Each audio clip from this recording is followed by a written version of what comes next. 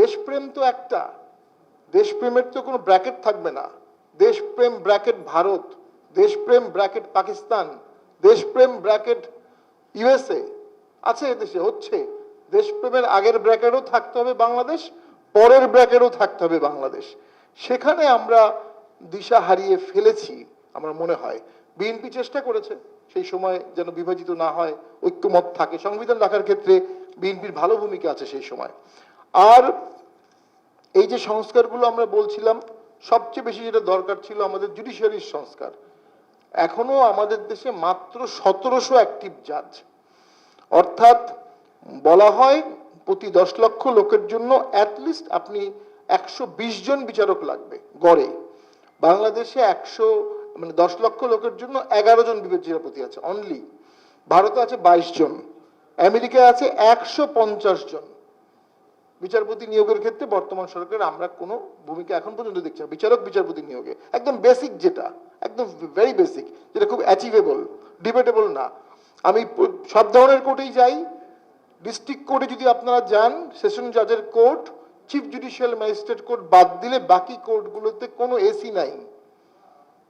একটা রুমের মধ্যে কয়েকশো আসামি থাকে, কয়েকশো লয়ার থাকে, কয়েক হাজার ফাইল থাকে, কোনো ভেন্টিলেশন নাই, কোনো এসি নাই। স্টার্ট।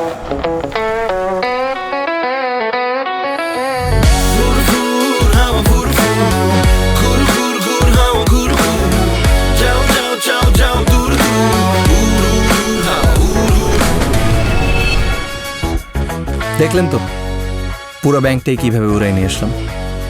আপনিও পারবেন যদি আপনার কাছে থাকে বাংলাদেশের সবচেয়ে powerful banking app city touch. Download করুন।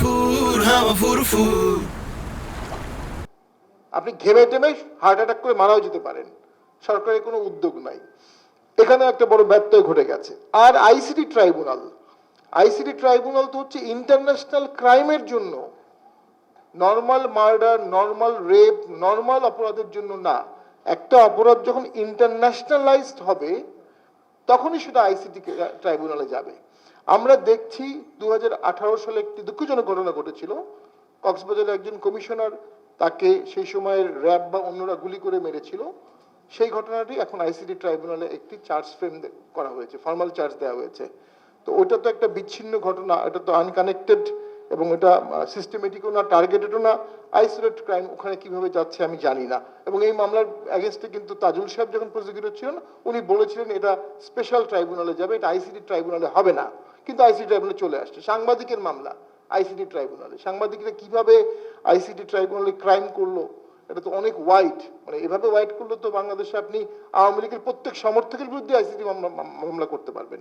এবং সেখানে আলটিমেটলি সাংবাদিকদের পাশাপাশি আমরা দেখছি যারা শিল্পী তারা আসছে, লয়াররা আসছে। তো আমার মনে হয় একটা প্যারামিটার তো সবসময় রাখা উচিত ছিল। 71 সালের যুদ্ধাপরাধের জন্য এই ট্রাইব্যুনালটা মূলত করা হয়েছিল। সেখান থেকে আমরা কোথায় চলে আসতেছি? পুলিশের কনস্টেবল এখানে আসামি, আওয়ামী লীগের ওয়ার্ড সভাপতি আসামি। ন্যায় বিচার তো হবে না। যারা শহীদ হয়েছে, রক্ত দিয়েছে, তাদের আত্মা কষ্ট পাবে। এত কমপ্লিকেটেড, এত ক্লামজি, এত অবফাস্কেট করে ফেলা হয়েছে ট্রায়ালটাকে, সেখান থেকে ন্যায় বিচার আসা কঠিন হবে।